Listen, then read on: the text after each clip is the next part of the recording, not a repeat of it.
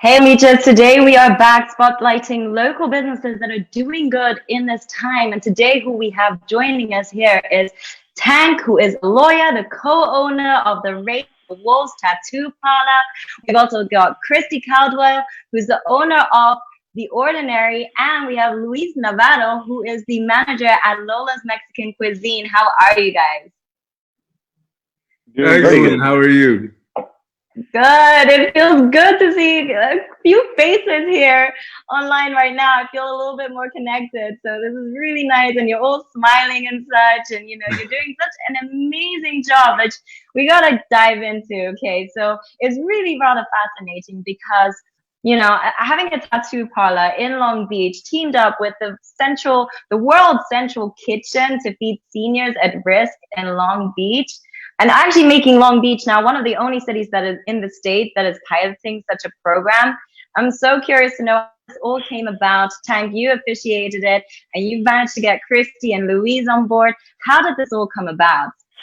The tattoo studio, the Raven and the Wolves, is shut down right now. So it's a tough time for my partner Carlos and I. So the first probably 10 days of going through the quarantine was really tough, and I spent some time thinking, how can I be of service in this time?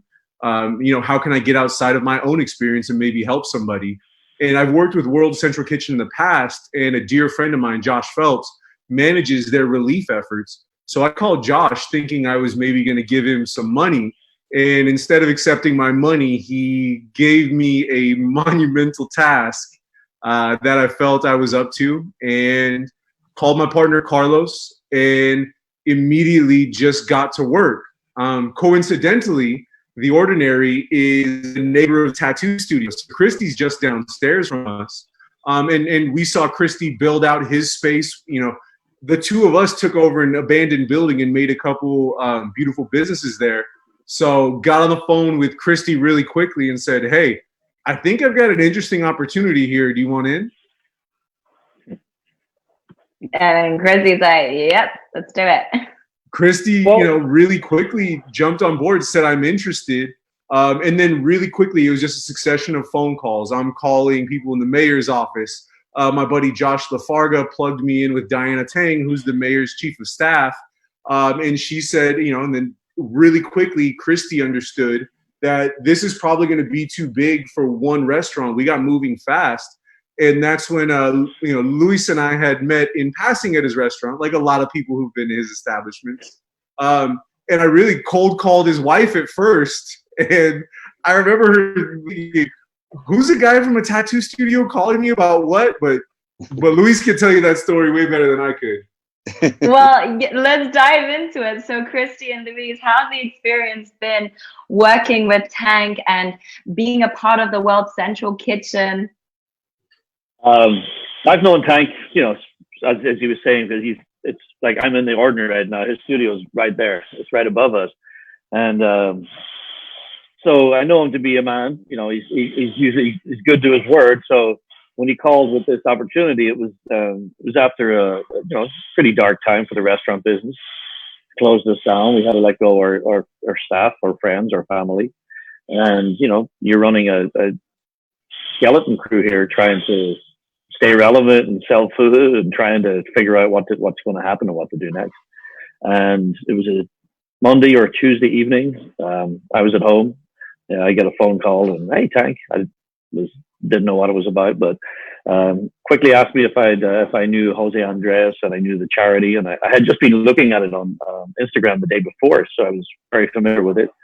And, I said, okay, yeah, this is something really cool. When do you think you want to start? And he said, Monday.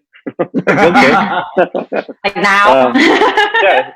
I was like, so as soon as I got off the phone with him, my first call was to Chef Chelsea, my chef. And I was like, I have something that we might need to start ordering for. So where do we need to go from here? And, from then, we brought staff in and it's been the best thing about the whole thing is back seeing people working again.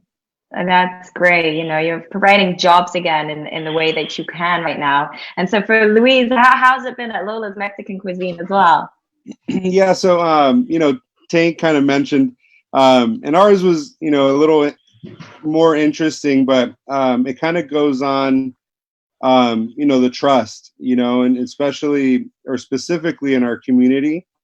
I had met Tank, and actually had a conversation with his partner from Raven and the Wolves, Carlos.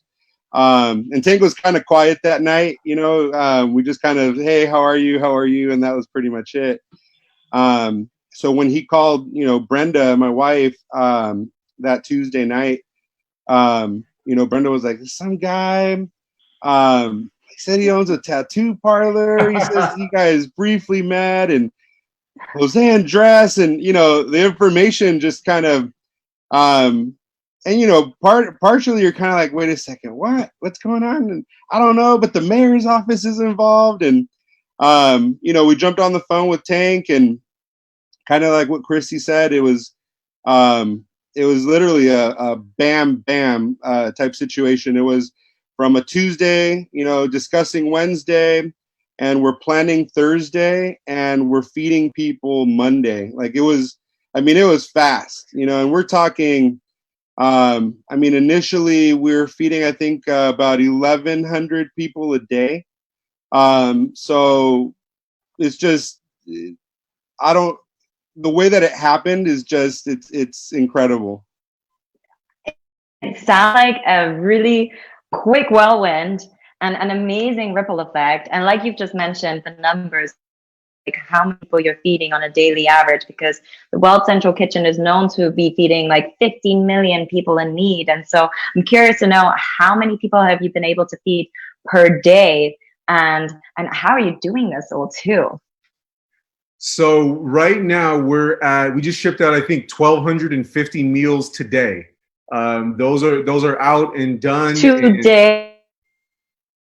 Today, 1,250 Long Beach seniors got a delicious, nutritious hot meal. These meals are way better than anything I'm eating. Trust me. Better than what I'm eating. You guys are really looking after our seniors here. So this is really amazing. I love it. So because you obviously have to provide as well for your customers and for yourself. Evidently, though, you're giving it to the seniors. Like, what food are they getting? Go ahead, Christy. Today we did a pasta salad with peas and ham, and with the green salad and sides. We try to mix it up, different styles and different foods per day. We had pasta and meatballs. We've had pork loin with rice and vegetables.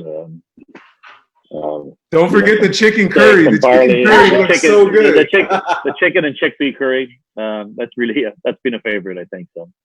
Oh my God! We're just trying to go low. So delicious. Low salt, something healthy. That was the only kind of guidelines whenever we did the initial calls. They were like, I'm like, what kind of food? They're like, just low salt. Okay. Anything. And Lola's is over there whipping up some mole magic. Let me tell you. Yeah, I'm gonna get a couple of those delivered here. Yeah, you guys got to each other somehow too. Yeah, it's been fun though. When it comes to the type of food that we're able to deliver, this was really kind of coming from Tank, and he's the one that really has had the experience with World Central Kitchen. So as we're talking and discussing and planning, he's telling us, his experiences and his what he's learned, and when he was cooking in Puerto Rico during the crisis there with the hurricanes, and he was in Tijuana, with the migrant caravan. So he's instilling these memories, I guess, that he's had. So in my experiences, he's telling me, I envision, I try to put myself in what these folks are dealing with and what they're thinking. And if we could give them something really good, something really fresh, like today we did chile rellenos. So I don't even know what that is, but that sounds amazing.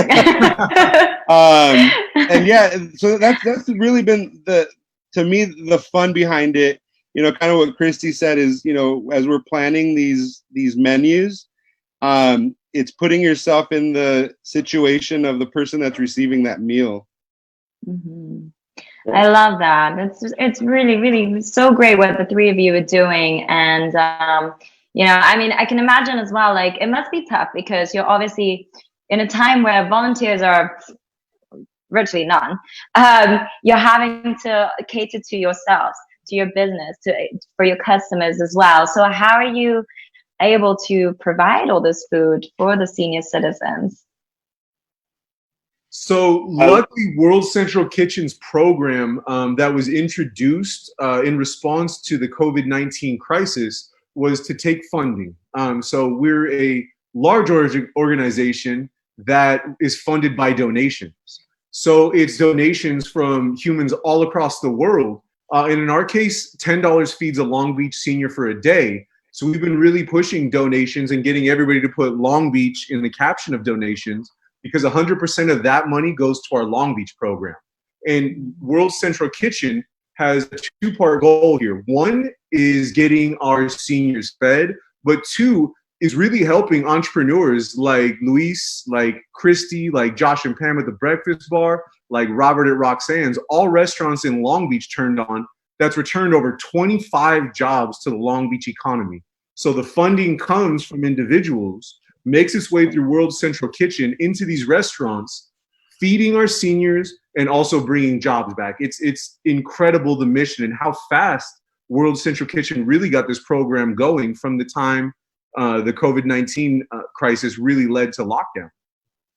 Wow, that's incredible.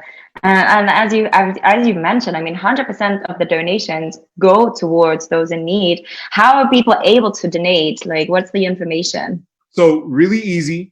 It's donate.wck.org. And then it's really easy. You can even Google Donate World Central Kitchen. The instructions are really easy. And there's a comment box at the bottom, and just writing Long Beach in the comment box. 100% of those funds go here. World Central Kitchen pays for its own infrastructure. So every cent is going to get pumped into these local restaurants, pushing these meals out to our seniors. Wow. And of course, you've got UPS that's also helping you to be able to distribute these meals. Like, how did that all happen too? Oh, it's incredible. The tenuous connections in Long Beach, right? Even if all of us weren't friends, the closest friends before this, we all had a mutual friend somewhere in Long Beach. And that's the beauty of Long Beach. It's full of artists and creatives and entrepreneurs and chefs and weirdos and tattooed people and all of the above. And so we were able to cobble this together really quickly just based off me cold calling people. So I get on the phone with Derek Stansfield, who's a local Long Beach guy that loves him some Lolas and lives right down the street. Get him on the phone, and I said, look, man, logistically, I don't know how we're going to deliver all these meals. Frankly, I didn't know how we were going to cook them either. But get Derek on the phone, and within hours, he had talked to Fern, who kind of runs UPS locally, and said, we have a green light. We're going to move forward on this, and we will cover 100% of these deliveries during the quarantine. And these aren't just them volunteering a truck. These are managers from UPS that are volunteering their free time to do all of these deliveries. And then when it gets to weekends, it's me, it's Luis, it's Christy, and it's Derek using our own vehicles to transport these meals and get them to our seniors as fast as possible so they're as fresh and hot as they can be. That's truly incredible. I mean, look what you can do when you have like a friend or a friend of a friend, and everything just has this incredible ripple effect. Finally, well, for any fellow business owners out there and individuals struggling through this whole quarantine process, what advice can you give to Long Beach people? I really think it's perspective, right? Getting outside of your individual experience. It's something I'd on. Instead of really mourning over my businesses hemorrhaging money, how can I help somebody else? How can I get outside of this experience? I think perspective is everything in life, and this thing is going to pass. I think it's important that people really wonder, like, what am I going to do during this time? How am I going to spend it? You can Netflix on the couch if you want the entire time, but there's also people that you can reach out to. There's people you can call. There's people you can do a kindness for, perhaps, that I think really helps. It's really helped me get through this and led to this thing that has helped, my friends who are on this chat as well, who can give their own perspective on how to survive this all. Mm-hmm. I think being open to some changes right now, being open to experimenting and trying new things, feeding this amount of people was it was new for us, but it obviously it's been wonderful. Some of the systems and practices we've learned regarding takeout food, takeout drinks, and cocktails, systems like that, were things that we hadn't had in place before. I've seen many places that have developed really strong systems that I'm hoping that once it all reopens, they'll be stronger because of it.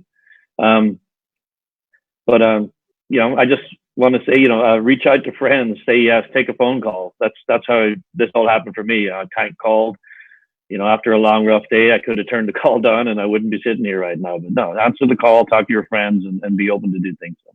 Mm-hmm. Yeah, and with us, it's just a thank you to Tank.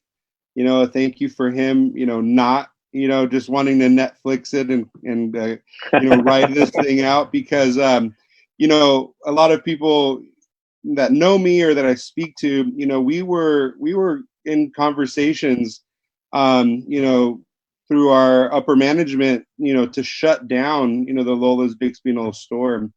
The sales just weren't there, and we were trying to hang on, to the limited staff that we had, and heaven sent, Tank calls us, gets us this opportunity, and gets us all back to work, and we're back operating, and you could just feel a morale. So if there was one thing I could say is, for anybody that's out there, that's bored, I've been hearing that a lot. People are bored and they're over this.